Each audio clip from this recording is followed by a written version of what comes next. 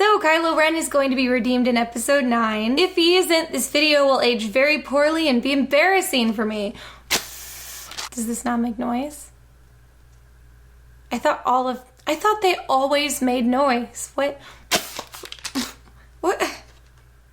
I'm never using one of these again. Anyway, I thought the writing on the wall was pretty clear, but not everybody seems to agree with me, so I thought I would go back and organize all my points on the record in some kind of numbered list. It's not a top 10 list, it's just bullet points that I've put numbers onto, but there are 10 of them. Let's jump right in. 1, if he was going to be definitively evil, they would have made him look uglier. I mean, look what happened to Darth Vader the second that he turned to the dark side. He didn't even get a week of being hot and evil. There are plenty of franchises with sexy villains, and Star Wars is historically not one of them. They keep making Kylo Ren up to look just sad. Just really sad. Young and sad, like a baby Dumbo. Maybe that'll be what he has instead of a mask in the next movie. He'll just have clown makeup. What I'm saying is we're not getting disfigured Kylo Ren or greasy-haired Kylo Ren or shaved-head Kylo Ren. Not even evil goatee Kylo Ren. He doesn't even have the yellow Sith eyes, and his face scar is like specifically arranged to only make him look cooler. We are consistently getting shampoo commercial Kylo Ren, and they are like taking his shirt off, they're rubbing oil on his chest. Snoke and Palpatine didn't get this treatment, although I wish they had. I understand that beauty equals goodness is not a great trope and it's very overdone, but it's also super reliably seen in Star Wars. 2, the main reason that fans don't forgive him and want him to die is that he murdered Han Solo, and they said that you can't come back from that. There's no redemption, but Han Solo died still loving him and still wanting him to be good. So in my opinion, if Kylo Ren dies evil now, if anything, it's a disgrace to Han Solo's memory. So if you love Han Solo, you should actually want him to be redeemed and not the other way around. Han's final act was literally lovingly caressing his face, and that was after he got stabbed. I'm imagining Force Ghost Luke finding him in the afterlife like, well, the good news is we did murder your evil son. That was your dying wish, right?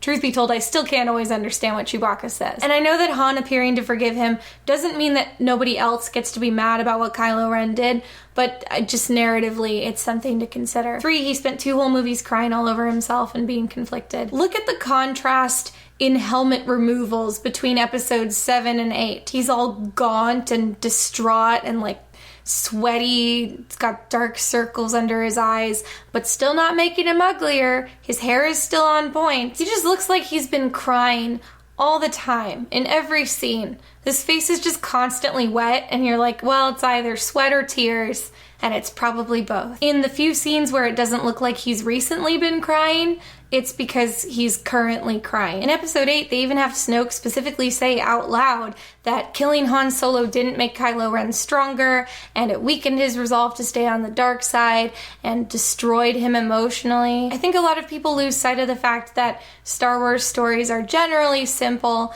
and for kids. We didn't see Count Dooku spending the entire prequel trilogy lamenting his life choices and lying awake at night questioning if he had chosen the right path. People like to point to the end of episode 8 and him choosing to stay Supreme Leader as if it's his final character beat, like in episode 9, just nothing is going to happen. Character complete. 4, he's the genetic end of the Skywalker line, and if he dies evil and childless, it will be a bummer and make everyone sad. This is also the reason I'm pretty certain he's going to live. Vader died after his redemption, but Vader was also worse and an old man by that point. Kylo Ren is young. He has his whole life ahead of him. He is 25, or whatever unrealistically young age Adam Driver is supposed to be. 5, Luke believed he could be redeemed. Do you notice I've just decided to sit awkwardly to the side to make sure you all appreciate my redemption arc banner? There's that scene where Leia says that she's held out hope all this time that her son would come home,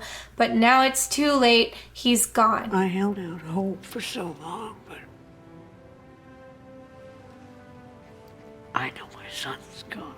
Everyone loves to cite that as evidence that they're saying that Kylo Ren isn't going to be redeemed. And all those people are just ignoring Luke's very next line. No one's ever really gone. So okay, we've got point, counterpoint within the story, but let's look at which character is giving us which point. Leia seems to have given up on her son because he appeared to shoot at her and almost kill her. Since they sensed each other in the Force, and then his ship approached, and then the bridge was shot, and she got launched into space, and all her friends died. But we know he didn't even do that. He was about to shoot his mom, and then he felt sad, and he didn't do it. More importantly, there's a giant difference between where Luke and Leia are in their respective stories. Leia is at her lowest point when she says she's given up on her son. She also says the Resistance doesn't have any hope left, which is very out of character. The galaxy has lost all its hope. The spark is out. I always see everybody pointing to that first line like it's foreshadowing, but nobody ever points to that second line like it's proof that episode 9 is going to end with like the First Order winning and the galaxy imploding. Leia, being at her lowest point, is hopeless in this scene, and Luke is hopeful. And where is Luke at? Luke is in his very last scenes as a character. He's about to die happy and content and in a situation of his own design. And then he's going to become one with the Force and be an all-knowing, all-powerful ghost. Luke is in that Jedi Master plane of existence where he's ready to just dole out advice to everybody. It makes sense that Luke, being at the end of his story and also having made his peace with the universe and doing something selfless and wise, would be the person who's the most reliable in that scene. 6, they're not letting Kylo Ren rack up a lot of kills. Kylo Ren killed Han Solo.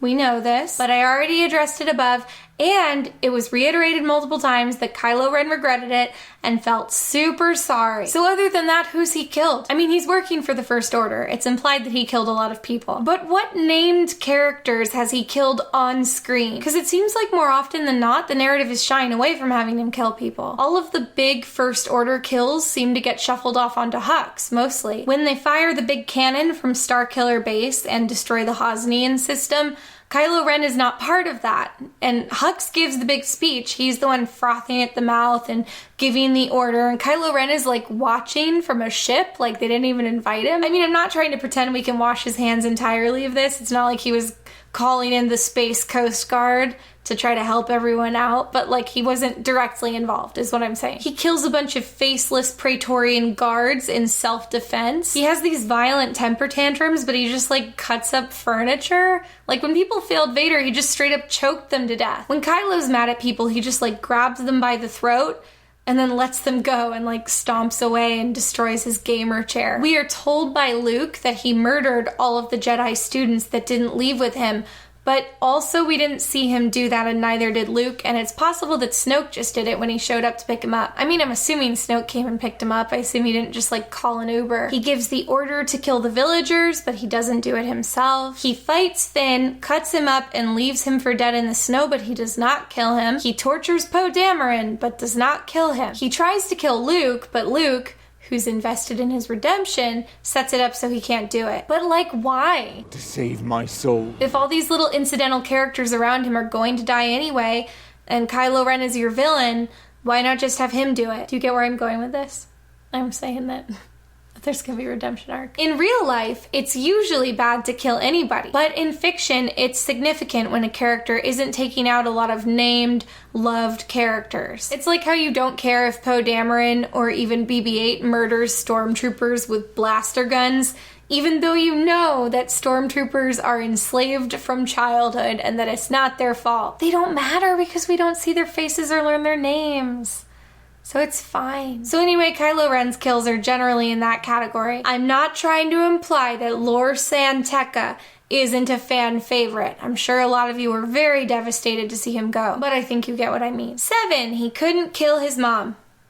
That's it. 8, what would the moral even be? In a very general sense, the Star Wars canon seems to be about the power of love and hope and goodness winning out. If Kylo Ren stays evil and then he dies, the moral is just kind of like, sometimes people are evil and they can't be redeemed and they just have to be put down like a mad dog. I'm not saying that's not a great moral, but I just don't think it would be a great complement to the rest of the Star Wars stories. Although it would look pretty good on merchandise at the theme park. 9, the reintroduction of the Emperor, if that is really what they're doing, only cements the idea that Kylo Ren is not our villain. The only big question mark on the Redemption story was just like, well, if Kylo Ren's not the villain, who's gonna be a big enough opponent for everybody to fight together at the end? I was just kind of like, Hux.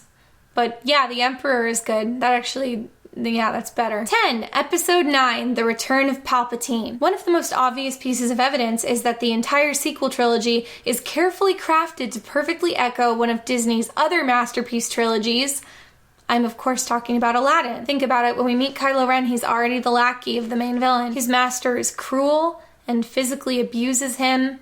He's tall and creepy and practices sorcery. Kylo Ren spends the whole first movie helping the sorcerer face off against Rey, a scrappy orphan from the desert, and all of her plucky little friends. One of them is a runaway, one of them likes to fly, and one of them is a creepy hairy monster. Now let's talk about Aladdin's sequel, The Return of Jafar, my favorite Disney film. It follows the story of Iago, my favorite Disney character of all time. Discouraged by the cruelty of his master, Iago flees his life of villainy and ends up reluctantly living with our heroes. But the longer they're around each other, the more they bond. Iago's master gets in his head and tries to convince him to betray his new friends. He's gloating about how he's going to kill the scrappy orphan, but then Iago turns against his master and saves the day.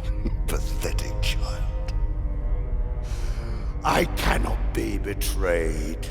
I cannot be beaten. You shall never have my lamp, and there is no one to save you this time. Hey, Jafar! Shut up!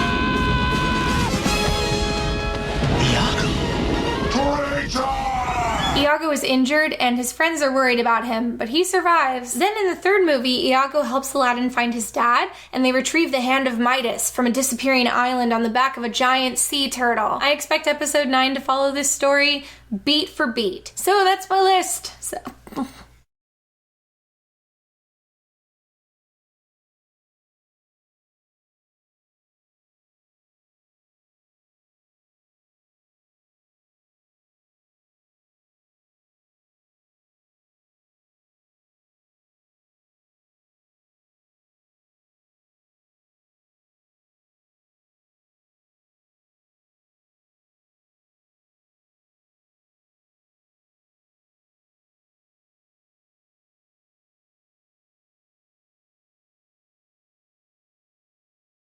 Look, Raylos.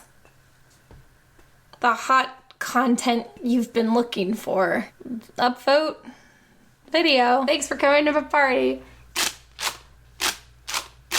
Toot toot toot.